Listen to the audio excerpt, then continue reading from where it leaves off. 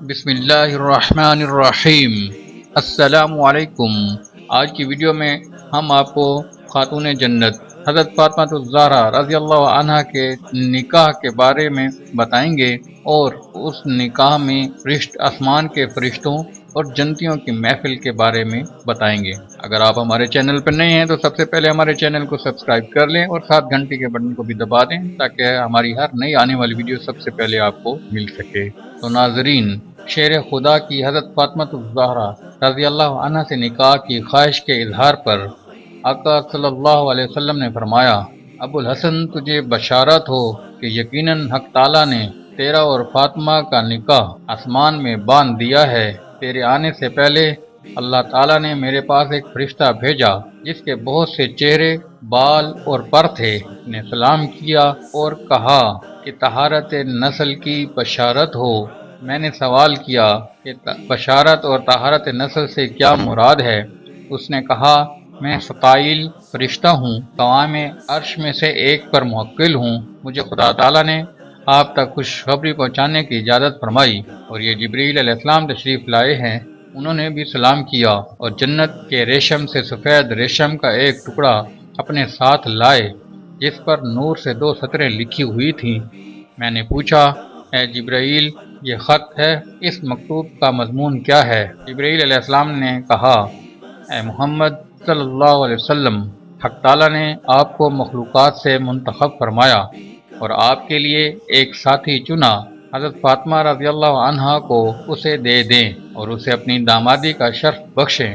میں نے پوچھا، یہ کون شخص ہے جس کے جسم پر میری اخوت کی خلت چست و درست بیٹھی ہے؟ عرض کیا، آپ کے چچا کا بیٹا علی ہیں رضی اللہ عنہ، جن کا نکاح حق تعالیٰ نے آسمان پر اس طرح باندھا کہ تمام بہشتیوں کو حکم دیا کہ وہ آراستہ و پیراستہ ہو جائیں اور حوروں کو وہی بھیجی کہ وہ زیورات سے مزین ہو جائیں۔ شجرہ طوبہ کو حکم ہوا کہ وہ پتوں کی بجائے خلت فاخرہ پہنیں۔ پھر حکم فرمایا کہ آسمانوں کے فرشتے چوتھے آسمان میں بیت المعمور کے نزدیک جمع ہو جائیں اور وہ ممبر ایک کرامت سے موسوم ہے اور آدم علیہ السلام نے اس پر خطبہ پڑھا ہے اور وہ نور سے ترتیب دیا ہوا ممبر ہے، بیت المعمور کے سامنے رکھا۔ پھر حق تعالیٰ نے جس کا نام احیا کو وحی بھیجی، اس نے ممبر پہ آ کر خدا تعالیٰ کی حمد و ثنا بیان کی۔ فرشتوں میں فصاحت و بلاغت، لطائف نطق اور حسن صورت میں کوئی بھی اس کے برابر نہیں۔ اس کی خوش گفتاری اور حسن صورت سے آسمان جھومنے لگے۔ پھر حق سبحانہ تعالیٰ نے مجھ جبریل کی طرف وحی بھیجی کہ اے جبریل، میں نے اپنی بندی فاطمہ بنت محمد صلی اللہ علیہ وسلم کا عقد اپنے بندے علی ابن ابی طالب رضی اللہ عنہ سے باندھ دیا ہے۔ تو بھی ملائکہ کے درمیان اس انعقاد کو مستحکم کر۔ میں نے بھی خدا تعالیٰ کے ارشاد کے مطابق اس کی تائید میں ان کا نکاح باندھا اور فرشتوں کو اس پر گواہ بنایا۔ تمام صورت واقعہ کو اس ریشم کے ٹکڑے پر لکھ کر فرشتوں کی گواہی سے اسے مضبوط کیا اور آپ کی خدمت میں لایا۔ اللہ تعالیٰ نے فرمایا ہے کہ آپ کی خدمت میں اس کو پیش کروں اور پھر مشک سے اس پہ مہر لگا کر جنت کے خازن رضوان کے سپرد کر دوں۔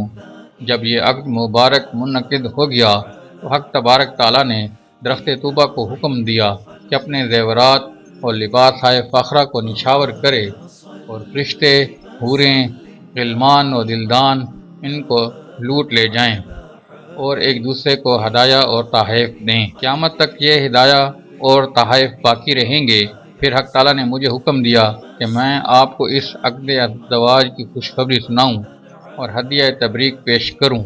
آپ بھی ان کو 2 مبارک بیٹوں جو دنیا و آخرت میں طاہر و فاضل ہیں کی بشارت دیجیے۔ پھر آقا صلی اللہ علیہ وسلم نے حضرت علی سے فرمایا، اے ابو الحسن، خدا کی قسم، جبریل علیہ السلام نے ابھی آسمان کی سیڑھی پر قدم نہیں رکھا ہوگا کہ تم نے دروازہ کھٹکھٹایا۔ فرمان خداوندی نازل ہو چکا ہے، اٹھو مسجد میں چلیں اور مجلس عام میں یہ مبارک عقد انجام دیں۔ سبحان اللہ، کیا مبارک نکاح ہے۔ اللہ تعالی ہم سب کو حضرت علی رضی اللہ عنہ، حضرت فاطمہ الزہرا رضی اللہ عنہا حضرت حسن حسین رضی اللہ عنہم اجمعین کی سچی محبت نصیب فرمائے، تاکہ کل قیامت کے دن ہماری نجات کا یہ سبب بن سکے۔ آمین ثم آمین۔